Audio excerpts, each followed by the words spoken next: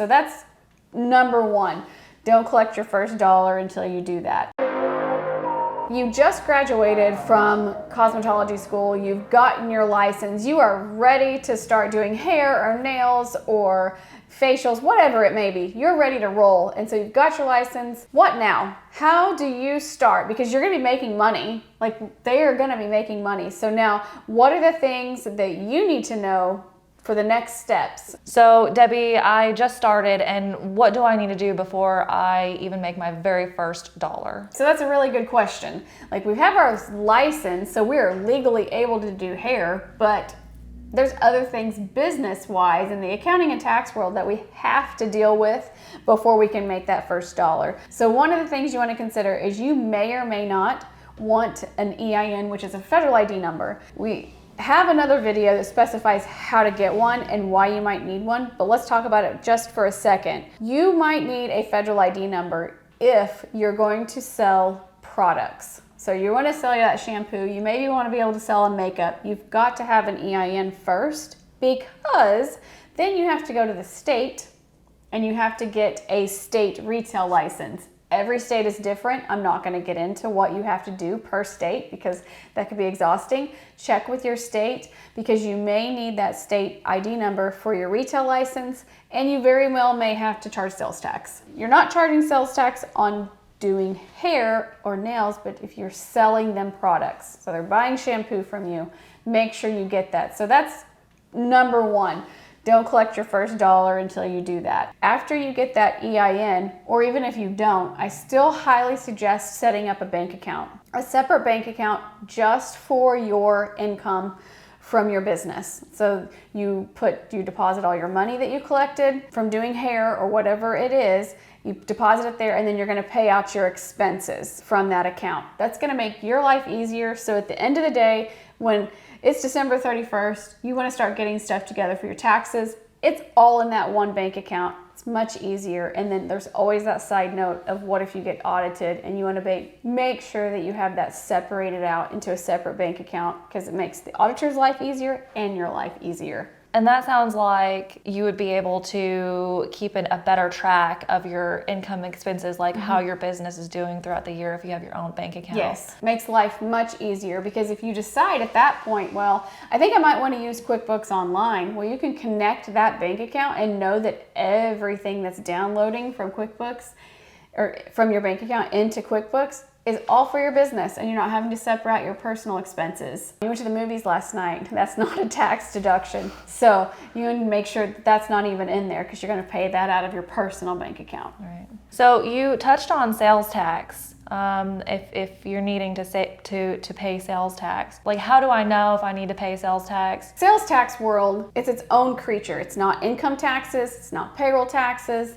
It is sales tax, and it's defined by the state that you live in. And it could even be defined by the city that you live in and the county that you live in, because they may collect sales tax as well. So you've got to find your resources and get somebody that knows about sales tax in your specific state that can help you decide what has to have sales tax charged on it, and then how much sales tax you need to be charging your clients, because you would charge your clients sales tax whenever they buy that shampoo from you. You want to charge them sales tax, so you're not responsible for paying that in. Sales tax is definitely not something you want to ignore, because once again, you could get audited by your state for sales tax. But you do have to pay it in, but you're not responsible for paying it out of your pocket. It's the consumer is paying for the sales tax, and you're paying it into the state. Yeah, so you as the business owner is responsible for collecting it from the individual, and then you hold it until you pay it into the state, whether it's monthly or quarterly or annually, however the state tells you to pay it in. If you don't collect it from the person that you're selling the shampoo to, at the end of the day, if you got audited for sales tax, you, the business owner, would ultimately be responsible for paying that in, even though you didn't collect it from the customer that was purchasing from you. End of the day, sales tax is something you don't want to mess around with and forget to do. So we've went over getting started on the back end, getting everything set up.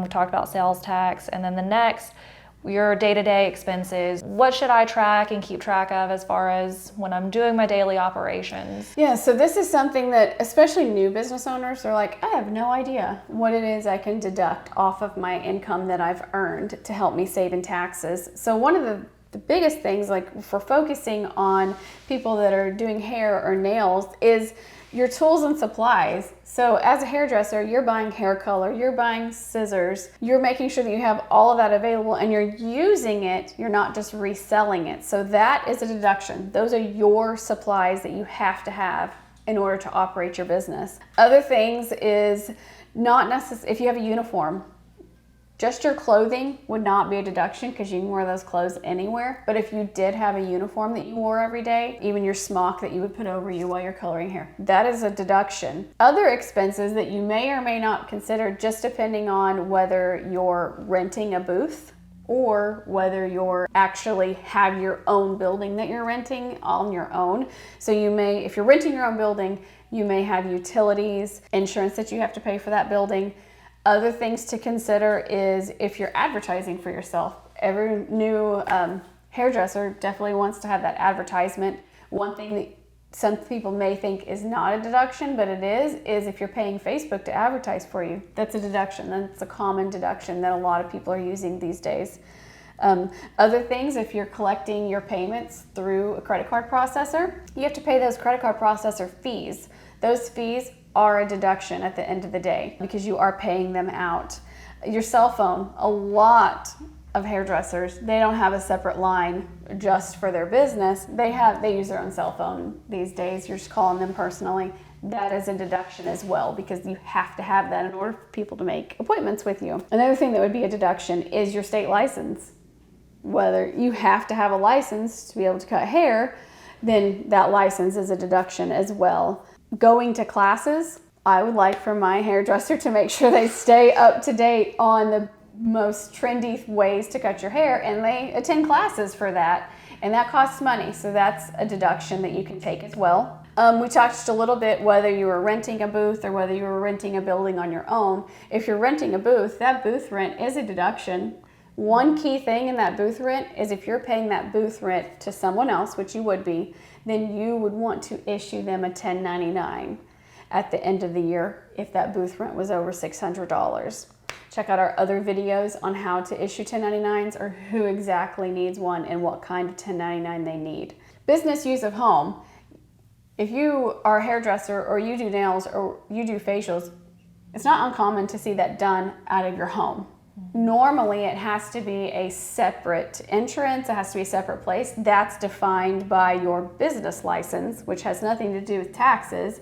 But business use of home is you can deduct a percentage of your utilities, your home insurance, even your mortgage interest that you have to pay, but you have to track your square footage. How much is that area that I'm using for my business compared to my home, and then that percentage. We have even more details in a separate video about business use of home as well. And then one other thing that you may be tracking is mileage. So you may think, do I get mileage? Do I not get mileage? Because what's the number one way we don't get mileage? Is not from our home to our business. Right. But you have to go buy products, right? You have to have that hair color. Mm-hmm. So a lot of people, especially in the area that we're in a rural area, they may have to drive 30 to 60 miles to buy their hair color that they need. So the mileage from their place of business to wherever they buy that is a deduction. So make sure you're keeping track of that mileage, whether it's a calendar, whether it's an app. Best way to do it, just keep a log. It doesn't have to be pretty either. Mm-hmm. Just to where it would withhold and stand up in an audit. So if I'm tracking mileage, should I keep track of things like my fuel costs that I'm spending or like vehicle insurance? Mm-hmm. So in that arena, if you can only take mileage covers gas, insurance, wear and tear on your vehicle. That's all covered in your mileage deduction, which the mileage deduction is actually set by the IRS annually. This year it's 58.5 cents. Next year, it could be more, it could be less. That is set annually by the IRS, so you keep track of your mileage, and then whatever that rate is that they set, that's the deduction that you get. Normally, it wouldn't be feasible for someone that is in the cosmetology field to have a vehicle that is solely owned by their business. Because you're just not driving enough miles. That would be more along the lines of maybe a salesperson or someone that's in the business of construction that has to have a special vehicle. So in this arena, I would suggest sticking with mileage, and that covers the wear and tear on your vehicle that you got when you were driving for your business. I hope this helps. When you are starting out your new business in the cosmetology world, if there's something that we haven't answered, feel free to put a question in the comments below. Have a great day, and make sure that you like our videos and subscribe to our channel.